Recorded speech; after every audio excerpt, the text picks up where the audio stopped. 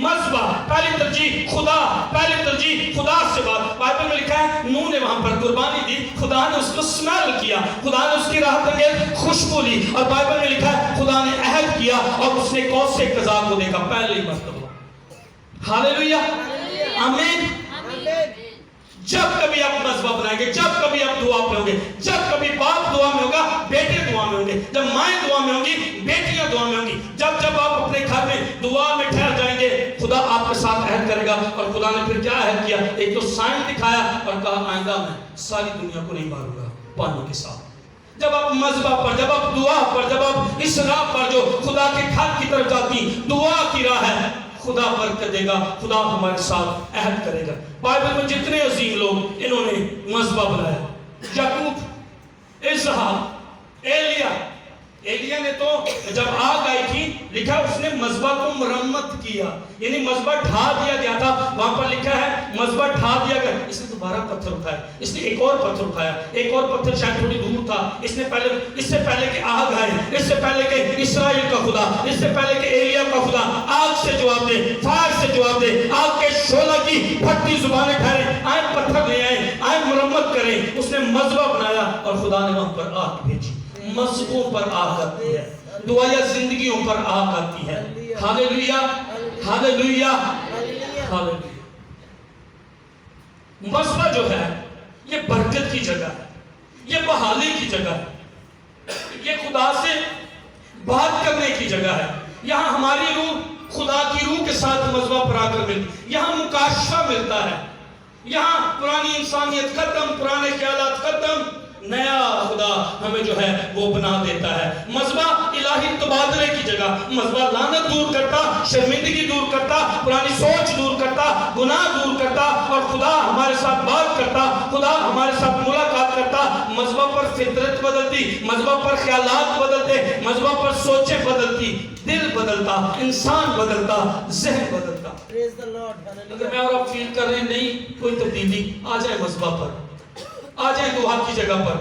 شور نہیں بدل رہا، بیٹا نہیں بدل رہا، بیٹی نہیں بدل رہی، مذبح پر آنے کی ضرورت ہے. ابراہیم جہاں جاتا کیا بناتا تھا؟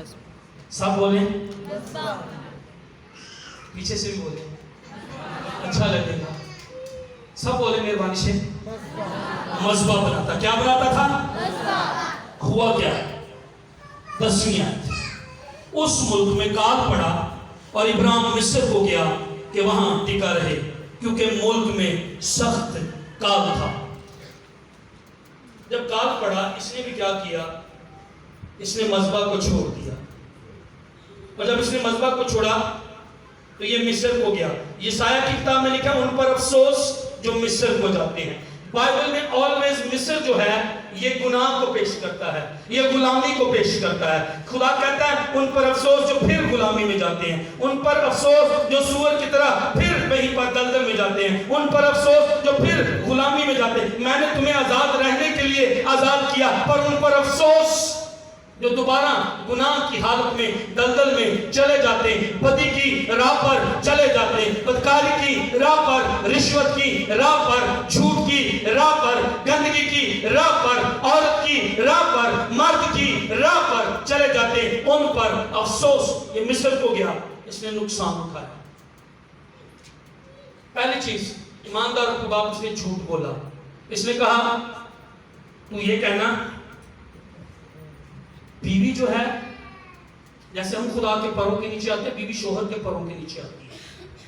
بیوی اپنے شوہر میں محفوظ ہوتی، محسوس کرتی ہے، پروٹیکٹ خود کو محسوس کرتی ہے. اور یہ کہتا ہے اگر انہیں پتا چلا تو میری بیوی ہے وہ مجھے مار دیں گے، تجھے بچا لیں گے، تو کہنا اس کی میں بہن ہوں. خود غرض ہو گیا. اس کی بیوی فرعون کے محل میں چلی گئی. اس کی بزدلی کی وجہ سے اس کی بیوی کے ساتھ بدی ہو سکتی تھی، ریپ ہو سکتا تھا. ایمانداروں کا باپ جس سے خدا بات کرتا، جس سے خدا کلام کرتا، اس کی بیوی کے ساتھ فرعون بدی کر سکتا تھا. خدا کا شکر ہو کہ جب شادی ہوتی، یہ کوئی عام بات نہیں ہے، ہم نے اس کو عام سمجھ لیا ہے. شوہر بیویوں کو مارتے ہیں، بری گندی باتیں اس کو کہتے ہیں، فلاں فلاں کہتے ہیں.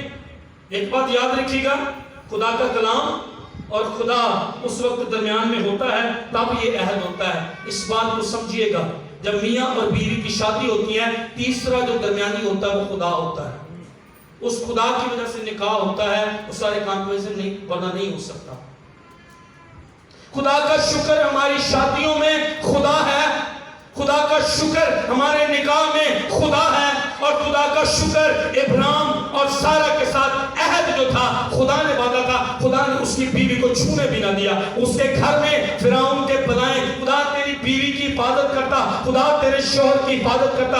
آج کے بعد فکر کرنا چھوڑ دے, شوہر کی, بیوی کی, بچوں کی, بیٹی کی, بیٹے کی. تیرا خدا تیری فیملی میں عہد اس نے تیرے ساتھ کیا, بھرے کے لہو سے, سلیب کے وسیلہ سے تیری فیملی کے ساتھ عہد باندھ دیا گیا. تیری فیملی سیکیور یسوع مسیح کے لہو میں, خدا کے بیٹے کے لہو میں, سلیب کے اوپر بہایا گیا لہو. تیرے بچے محفوظ, تیری بیٹی محفوظ. اس پر بھروسہ کیجیے. خدا نے کچھ نہیں ہونے دیا سارا کو.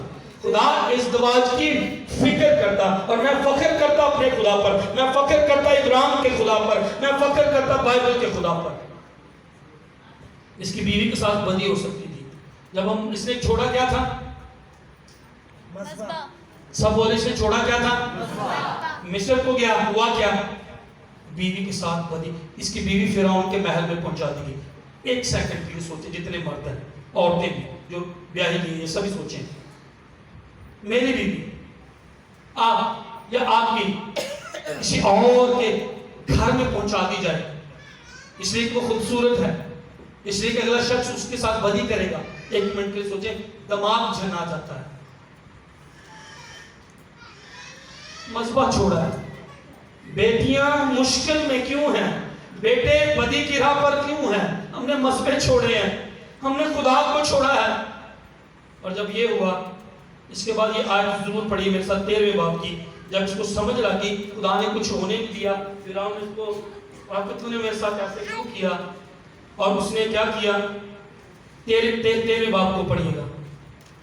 یہ واپس آتا ہے, آتا کہاں پر, یہ بہت زبردست آیت ہے, تیسری آیت 13ویں باب. اور وہ کنعان کے, اب اس کی بیوی فرعون نے واپس کر دی ہے, اور وہ کنعان کے جنوب سے سفر کرتا ہوا بیتل میں اس جگہ پہنچا, اس جگہ پہنچا, غور کیجیے گا, اس جگہ پہنچا, اس جگہ پہنچا, اس جگہ پہنچا, اس جگہ پہنچا جہاں پہلے بیتل اور عئی کے درمیان اس کا ڈیرا تھا, یعنی وہ مقام جہاں اس نے شروع میں قربان گاہ بنایا.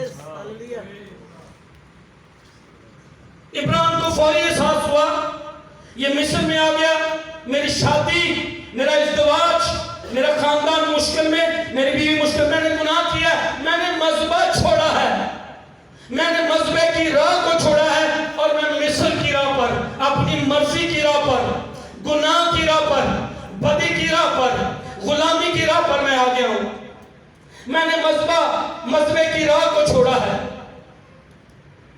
جب میں اور آپ خدا کے گھر کو, خدا کے خادموں کو, درست خادموں کو, انجیل سنانے والے خادموں کو, انجیل اور خدا کا خوف رکھنے والے خادموں کو اپنے جد کو چھوڑتے ہیں, یاد رکھیے گا, خدا کو چھوڑیں گے ہمارا گھر مشکل میں ہوگا. ہماری بیٹیاں, دوسروں کی نظریں ان پر ہوں گی. فرعون کی نظریں اس کی بیوی پر تھیں, فرعون کی نظریں اس کے, ابلیس ڈھونڈتا پھرتا ہے کہ پھاڑ کھائے تیری بیٹی کو, پھاڑ کھائے تیرے بیٹے کو, نشے کی طرف تیرے بیٹے کو لے جائے, بدی کی طرف, زناکاری کی طرف تیری بیٹی کو لے جائے, کیونکہ مذبح چھوڑا نہیں, چھوڑنا مذبح کو نہیں چھوڑنا. دعا کو صبح ہم دعا کریں گے, ہم جو پریئر میٹنگ ہوتی ہے صبح 10 بجے 11 بجے چرچ میں, شام کو 6 بجے 7 بجے ہم وہاں پر جائیں گے. ہم نے مذبح نہیں چھوڑنا, کیوں, کیونکہ جو ابراہیم کے ساتھ ہوا وہ میرے ساتھ بھی ہو